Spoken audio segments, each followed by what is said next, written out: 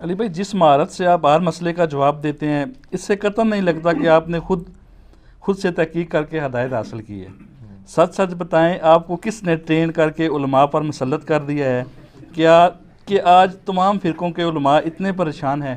اللہ نے کیا جی مسلط۔ جب اللہ کسی کو مسلط کر دینا تو پھر پریشانی بنتی۔ اس میں اصل راز بتانا ہے آپ نے۔ راز ہے اللہ کی مدد، ٹھیک، اور تو کوئی راز نہیں ہے سر۔ یہ آپ لوگوں کا طریقہ واردات ہوتا ہے نا، ایک جماعت دوسری کے بارے میں کہتی ہے اس کو فورن فنڈنگ آتی ہے، اس کو ایجنسیوں نے اٹھایا ہے، اس کو فلاں نے اٹھایا ہے، اس کو فلاں نے اٹھایا ہے۔ وہ سر پتہ چل جاتے ہیں ہم جو کچھ کہہ رہے ہیں ہمیں آپ لوگوں کے بزرگوں نے اٹھایا ہے۔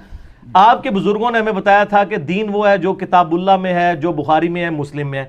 جب ہم نے پڑھا تو سب سے پہلے آپ کے بزرگ فیل ہو گئے اس ٹیسٹ میں، تو پھر ہم نے کہا کہ آپ کے بزرگوں نے آپ کو آدھی بات سچ بتائی تھی کہ دین اس میں ہے، لیکن اس کے اندر جو دین تھا وہ آپ کو نہیں بتایا تھا، ہم نے وہ بتانا شروع کر دیا۔ تو اس میں کوئی کمال والی بات تو نہیں ہے۔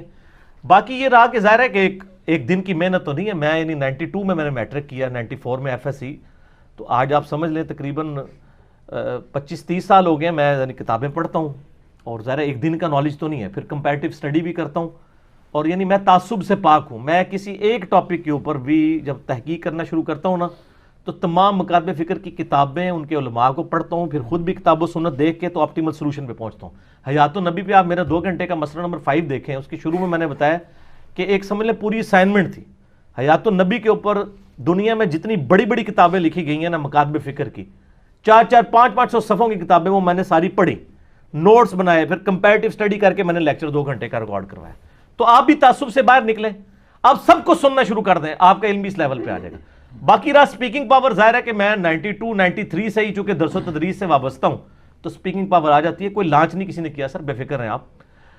اگر مجھے کسی نے لانچ کیا ہوتا نا تو میں آپ کو انگریزوں کے زمانے میں لکھی ہوئی کتابوں کے حوالے دے رہا ہوتا، بخاری مسلم کے تو نہ دے رہا ہوتا۔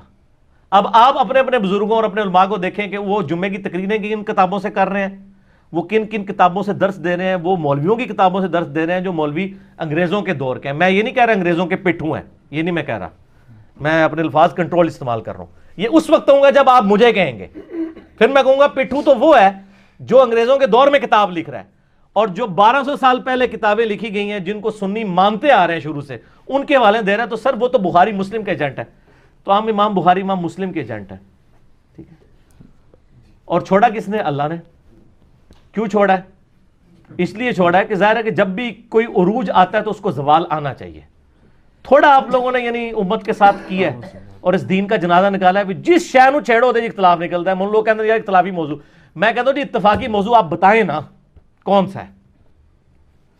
آپ عقیدے سے شروع کر دیں نا، آپ کہتے ہیں توحید میں مسلمان ایک ہے، توحید میں صرف اتنا ہی ایک ہے جتنا ہندو ایک مانتے ہیں اللہ کو، اس میں آپ توحید فی الذات میں آ جائیں، فی الصفات میں آ جائیں، تو آپ دیکھیں کتنے اختلافات موجود ہیں۔ ابھی تک مسلمان یہ نہیں طے کر پائے کہ اللہ تعالیٰ عرش پہ ہے یا ہمارے ساتھ ہے۔ تسی کہہ رہے ہو کہ توحید بھی سادہ ہے۔ ایک کہتا ہے جی آپ اللہ کو عرش پہ مانیں گے تو اس کو محدود کر دیں گے، دیوبند بریلویوں کا یہ کہنا ہے، وہ اہل حدیث کو کہتے ہیں یہ کافر ہے کیونکہ اللہ کو محدود مانتے ہیں، اللہ تعالیٰ محدود ہے۔ دوسرے اہل حدیث کہتے ہیں اللہ تعالیٰ قرآن میں عرش کے اوپر ہے، اور یہ دیوبندی بریلوی کہتے ہیں ہمارے ساتھ ہے، یہ تو وحدت الوجود رکھتے ہیں، یہ کافر ہے۔ سر یہ میں آپ کو تھیوریٹیکل باتیں نہیں بتا رہا، یہ پریکٹیکل باتیں ہیں۔ توحید پہ ایک نہیں ہے، نبی علیہ السلام کی ذات پہ آ جائیں تو آپ اس میں تو بے شمار، آپ حیات النبی کا عقیدہ، پھر حاضر و ناظر کا عقیدہ، علم غیب کا عقیدہ، اعمال میں آ جائے تو ماشاءاللہ نماز کے طریقوں میں فرق، ہر چیز میں فرق ہے، ٹھیک ہے نا۔ تو کاش میں کسی ایسی دنیا کا باشندہ ہوتا جہاں پہ یہ مسائل نہ ہوتے تو مجھے بھی نہ بولنا پڑتا۔ تو اب بول رہے ہیں تو آپ ہضم کریں اس کو۔ جس دن میں نے کسی انگریز کی کتاب کا حوالہ دیا نا آپ کو، تو آپ پھر مجھ پہ اعتراض کیجیے گا۔ اگر کتاب و سنت آپ کے بابوں نے آپ کو بتائی لیکن اس کے اندر کیا لکھا ہے وہ نہیں بتایا، تو سر اپنے بزرگوں کو روئیں نا، مجھے کیوں روتے ہیں؟ میرا تو کوئی قصور نہیں ہے۔